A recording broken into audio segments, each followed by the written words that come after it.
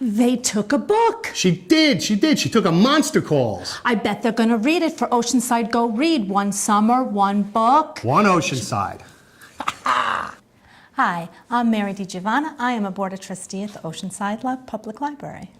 And I'm Tony Iovino. I'm the Supervisor of Community Services at the Oceanside Library. My favorite passage is, "You do not write your life with words," the monster said. "You write it with actions. What you think is not important. It is only important what you do." I love that passage too. I think that's a great one because that really, I think it sets the tone for being an adult. Exactly. And it's not what you think about, but it's what you do. If you have a bad thought and you don't act on it, then you've done nothing bad. But if you do something good and you act on it, then you've done good things. Yeah, there's many philosophies, like the Buddhist philosophy, for instance, that says that you can control your thoughts. I mean, you can't control what thoughts pop in your head. Right. But you can control and look at them like you would with your hand or your arm. And Exactly. I thought that passage hit it perfectly. Exactly. So it's about what you do with your life, not what you think about. Right. My favorite passage was, "You must tell the truth, or you'll never leave this nightmare," the monster said, looming dangerously over him now, its voice scarier than Connor had ever heard it. "You will be trapped here alone for the rest of your life." That's so true. All right. I mean, that's everything from alcoholics, where they say, the first thing is you have to recognize the problem, to anything else that you're going to do in life. Because the monster could be anything. That's right. And like the saying says, the truth shall set you free. That's right. And the nightmare can be anything. Exactly. And it's just a matter of identifying it, and then you can move on. Exactly. So you need to be honest with yourself. It's the most important thing. Yep. I think Connor changed from the beginning of the end of the book because he began to realize, he grew up. He began to realize that there was nothing that he could control. And he needed to realize he couldn't keep it all inside. And even though he was afraid of the nightmare that he kept having because he felt guilty that he wanted this to be over. Basically, he wanted his mother to die. But it was okay for that. It was okay for him to just want it to be over because he saw how much she was struggling and but he had nobody to talk to. So the monster was his person that he felt comfortable with to give his thoughts out to, and he actually turned in from a young boy to an adult in that book. He realized that it was really out of his control and it wasn't his fault. Yep, I agree. I think the way that Connor changed in this book was also that he shifted. It's a defining moment in his life where he shifted from being a child to being an adult.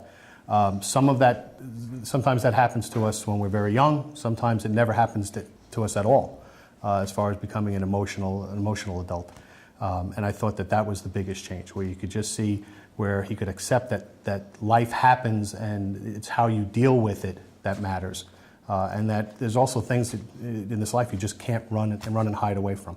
And that's what he was doing with the nightmares. Yeah. I think the biggest life lesson to learn from this book is that you just have to, and it's a trite saying, but you have to face your fears. It's a matter of identifying what the problem is that's in front of you, identifying how it's bothering you, how it's affecting you, and coming up with a constructive way to deal with it. Too often what happens is that we have problems. Everybody has problems. There's nobody that doesn't have any problems. But it's a matter if you try to hide from them, if you try to suppress them, if you try to deny that they exist, that's when they always come out and they pop up in the worst possible way at the worst possible time. So I think the biggest life lesson from Monster Calls is that you have to be brave and you have to face it and work it through.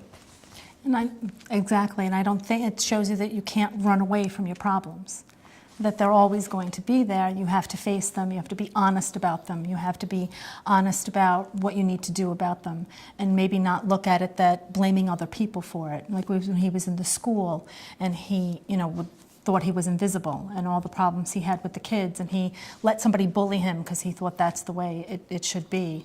Or the fact that when he destroyed his grandmother's house and all her belongings, and frustrating that way, that wasn't a very productive way to handle the situation either. And he realized that as he went along. So he realized that you can't run away from the problems that you have to face them and be honest about what you're feeling and to discuss them with people.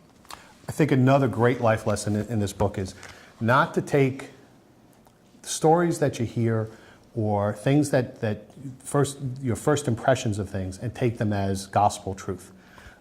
You saw it in the tales where it appeared that there's one character in the tale that's a bad person, and it turns out that they're actually a good person, or that they appear to be a good person, they're actually a bad person. And too often, especially in this day with social media and with the immediateness of things, we hear stories and we immediately react, and we react out loud, or we react online, or we attack our friends, or we do something based upon one thing that comes in without doing any kind of investigation or thought process. I found that typically when you hear about somebody doing something that sounds incredibly stupid, there's either a reason for it, or the initial story that you got wasn't really true, or that there's something else going on, because most people are not incredibly stupid. And people make mistakes, but I think that's one of the lessons here from the stories coming forward. Was that you have to wait and you have to listen to the whole thing and not rush to snap judgments. And there are multiple sides to every story. There always are. There's multiple ways to look at a story, or multiple reasons why. It's not usually just typically one reason. There's different reasons for everything, because those tales showed there were both good and bad to each, and it was how you perceived it to be, from which perception you were looking at it from. I think I told you needed to read this book. You did tell me that. I did tell you needed to read this book because there was a lot more to it than meets the eye. Yes. And that it had a lot of meaning, and it was a very good book and a very good read. It's also a very quick read, so it's not going to take you a long time to read the book, so it's interesting. And I kind of made you read the book. Yes.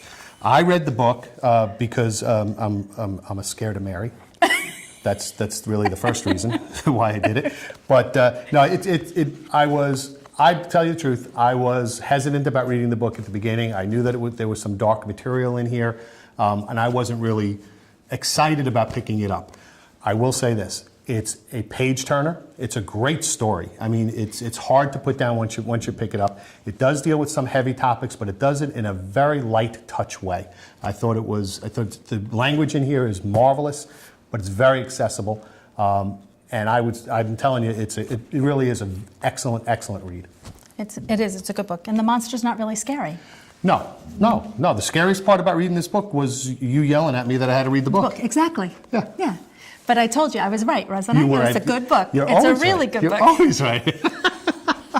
I do think adults will respond differently than younger readers. I think basically out of the perspective that most adults have experienced a death of a loved one. And I think from talking to other people have made them realize as adults that it gave them a little more closure on some of the things that they felt when someone has passed away, and helped them deal with it. I think a younger person who hasn't experienced that yet or gone through that yet might view it in a different way. It may have some of the same meaning. I think they would get it. I think they'd understand. I think they definitely could identify with Connor and see how he was going through and look at it that way. But I do think there would be a difference on how people would perceive this if having experienced someone who has been ill and having lost someone. There's a saying that young people seek justice and older people seek mercy. And I think that is kind of the way the book will get looked at as well. Most younger people who are looking at it are going through problems currently. They're going through life crises currently. With all of everything that's involved in being a teenager. And we've all been there, we've all been through it. So they may look at Connor's travails here a little bit differently than adults who have come on the other side of these problems, and where we're able to look back and say, that was something I ran from, or I tried to run from, and it didn't work out. It wound up, it popped out in bad ways, in 6 different ways, whether it winds up being alcohol or divorces or drugs or losing people close to them, or whatever the problem was that's facing that you try to run from. And I think we can look back and say, you know what, had I acted differently back then, yes, things would have come out differently. I would have been healthier. Everything would have been better had I done what Connor did at the end of the book, which was to face his fears. And I think that's kind of hard to do when you're in the first maelstrom of your own problems. And that's, I think, so that's why I think teens will look at it a little bit differently than adults will. But it's great lessons no matter what the age. If you haven't started reading A Monster Calls, pick it up, go to the library, pick up the book, and start reading. It's, I guarantee you that you'll enjoy it. Come and borrow it at the library. We just bought dozens of new copies. You borrow it from the library. If you don't like it, we'll give you your money back.